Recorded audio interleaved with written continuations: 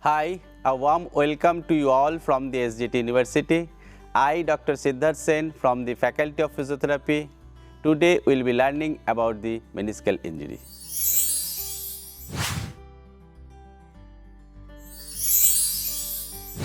Epidemiology of meniscal injury. Meniscal injury are often seen in athletes as a result of sports injury and represent approximately 15% of all cases of sports injuries. Meniscus can be torn or can be completely ruptured. Meniscal injuries are more common in males because they are more involved in aggressive sporting. Men are more likely to have bucket handle lesions than women. Bucket handle lesions are related to trauma. Women sustain more peripheral detachment. Another striking fact is observed in an elderly person who is older than 55 years of age, where a degenerative meniscus is susceptible to injury with minor trauma. Nowadays, meniscal lesions appear later in life than earlier. Among children, complex tears were associated with boys, about 32% in comparison with girls, where it is about 10%, and those with higher BMI. Now I'll discuss the anatomy. A meniscus is a crescent-shaped fibrocartilaginous anatomical structure. Generally, the term meniscus is used to refer to the cartilage of the knee, either to the lateral or medial meniscus. Both are cartilaginous tissue that provide structural integrity to the knee when it undergoes tension and torsion. The menisci are also known as semi-lunar cartilage, referring to their half-moon crescent shape.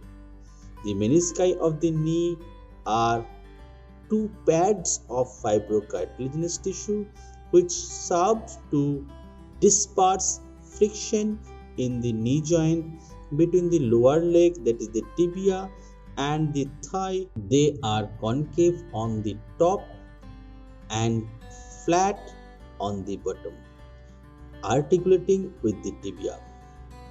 They are attached to the small depression, that is the fossa, between the condyles of the tibia, that is called intercondylar fossa, and towards the center they are unattached and their shapes narrow to thin itself. Posteriorly, fibers merge with the transverse ligament. It is attached to the deep medial collateral ligament and capsule through the coronary ligament. The posterior horn is attached to the medial femoral condyle via the ligament of Humphrey, that is anterior to the posterior cruciate ligament, and ligament of Rishberg, that is posterior to the PCL ligament when they are present.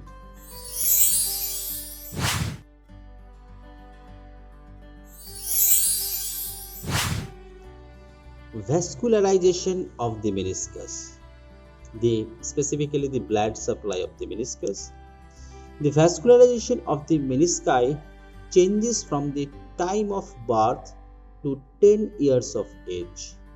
At birth, the whole meniscus is vascular, but by 9 months of the age, the inner third becomes avascular, and at the end of 10 years of age, vascularity constantly decreases and the meniscus is similar to the meniscus of the adults. The blood vessels present only at the rim of the meniscus. According to Arnocki and Warren, they said the outer 10 to 25% of the lateral, 10 to 30% of the medial meniscus is vascular. The meniscus vessels are the branches of medial and lateral genicular artery. The blood flow of the meniscus is from the periphery, that is the outside, to the central of the meniscus. Synovium contribution. Middle geniculate supply the meniscus through the synovial coverings of the horn attachment and the fringes of the menisci, that is 1 to 3 mm. These endoligamentous vessels enter as short capillary loops. Exception is posterolateral portion of the lateral meniscus. The central portion of the meniscus is avascular and receives nutrients by the mechanical pumping or diffusion. Branches of these vessels give rise to the perimeniscal capillary plexus within the synovial and capsular tissue. This capillary plexus supplies the anterior and posterior horn as well as the peripheral portion of the meniscus. A peripheral vascular synovial fringe extends a short distance over both the femoral and tibial surfaces of the meniscus. The middle geniculate artery, along with terminal branches of the medial and lateral genicular artery, also supplies blood vessel to the menisci through a vascular synovial covering to the anterior and posterior horn.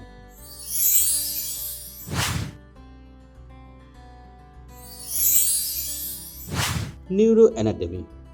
The meniscus receives the innervation via the recurrent peroneal branch of the common peroneal nerve. These fibers follow the blood supply and are found primarily in the peripheral vascular zone, covering the outer third of the meniscus. Three distinct mechanoreceptors, that is Ruffini's ending type 1, Pacinian, that is type 2, and Golgi tendon organ, that is type 3, have been identified within these meniscus. These neural elements are found in greater concentration in the meniscal horn, particularly in the posterior, and are important in joint deformation and pressure, tension changes, neuromuscular innervations, respectively. The free nerve ending can be found in the horns and the outer two-thirds of the body of the meniscus.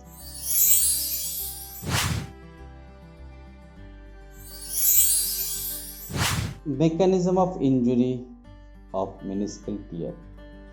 During flexion and extension of the knee joint, the menisci glide slightly posteriorly and anteriorly, respectively.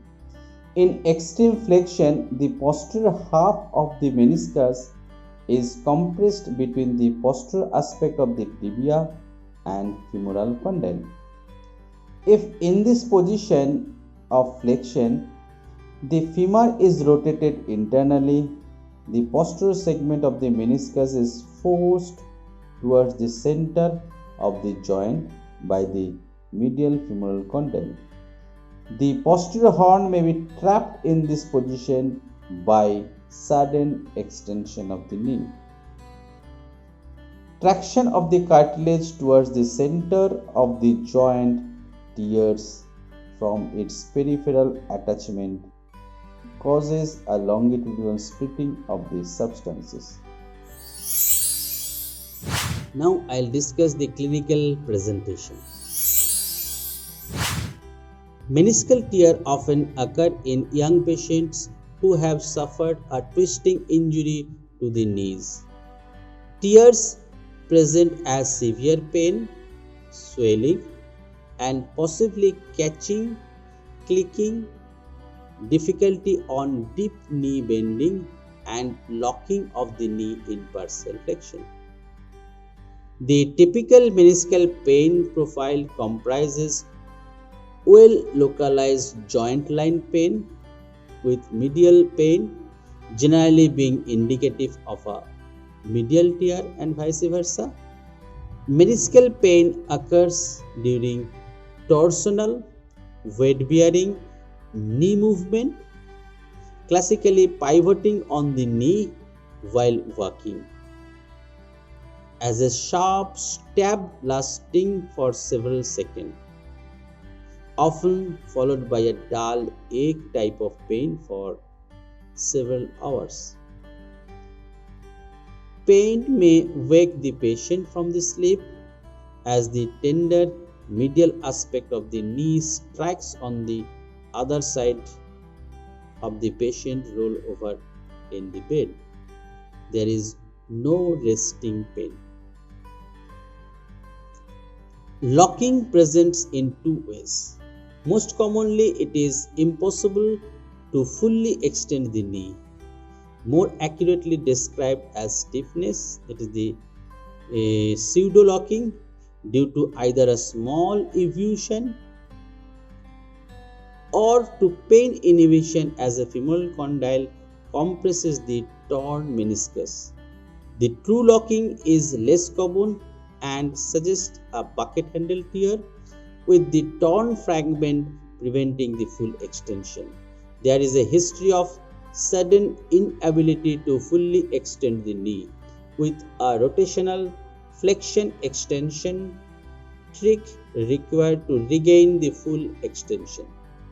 Weakness, grinding, instability, or giving way rarely result from the meniscal pathology. On examination, there may be joint effusion, joint line tenderness, and the joint is held in a flexed position.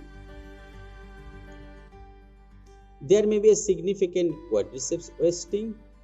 McMurray's Applis test are often positive, although these are specific but not sensitive. Risk factor for injuries. Age has been suggested as a risk factor for meniscal injury. Drossos and Pozos found that the average age of the sporting, non-sporting, and non-activity group was 33, 41, and 43 years respectively. So the differences may reflect a higher representation of the general population in recreational sports and of age-related degenerative changes within the meniscus, which make it more vulnerable to injury.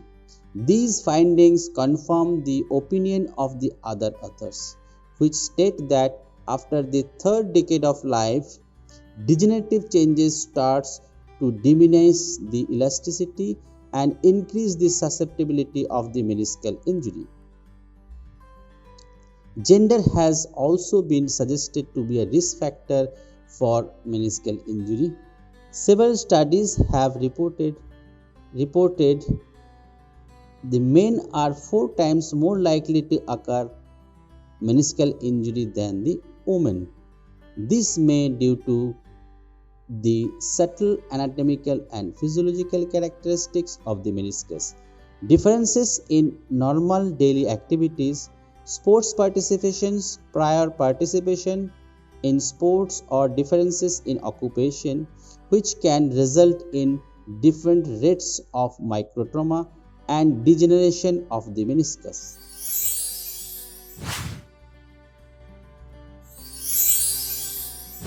Now I'll do the McMurray's test. The specificity of the McMurray's test is 63%. McMurray's test is usually to diagnose the meniscal injury. Now I'll demonstrate how to perform the Matthews test. So patient position is supine line. I'll make the knee in 90 degrees of deflection. Now I'll do the tibial rotation with my left hand. I'll do this tibial rotation, and gradually to maintaining the tibial rotation, I will extend the knee joint and I'll do the test in 2 or 3 times so that I can diagnose the injury to the lateral meniscus. For medial meniscus, I'll do the lateral rotation of the tibia. For medial meniscus, I'll do the lateral rotation of the tibia, and the same thing, I'll make it extension of the knee joint. I'll do the 2 or 3 times for the repetition. If patient feels pain, is there any catching sensation or locking of the knee, will tell you the positive meniscus test. So test is positive. So now I'll demonstrate the Apples grinding test or Apples traction test, although it is commonly known as Apples grind test. So Apples grind test is performed in 2 different steps. First, we'll provide the traction, and second, we'll provide the compressions. Now I'll tell you how the Apples grind test is performed. The patient position is prone line, and I'll make the knee in flexion position. I'll add the internal rotation of the tibia, and in this position I'll just give the traction, and I'll make the external rotation of the tibia, and I'll provide the same traction. If the movement is excessive, the laxity is there, that means the test is positive for ligament injury. The same test we will do with the same internal rotation of the tibia, and I'll put the compression of the joint. For the medial meniscus, and I'll do the external rotation, and we'll provide the same compression for the lateral meniscus. If pain is elusive, then the test is positive. So if the compression test is positive, that means the meniscal injuries is there. Otherwise, if the distraction is positive, then it is the ligament injury. So today we have covered the meniscal injury. In our next lecture, I will be talking about the rehabilitation of the meniscal injury. Keep learning, keep growing. See you next time. Thank you.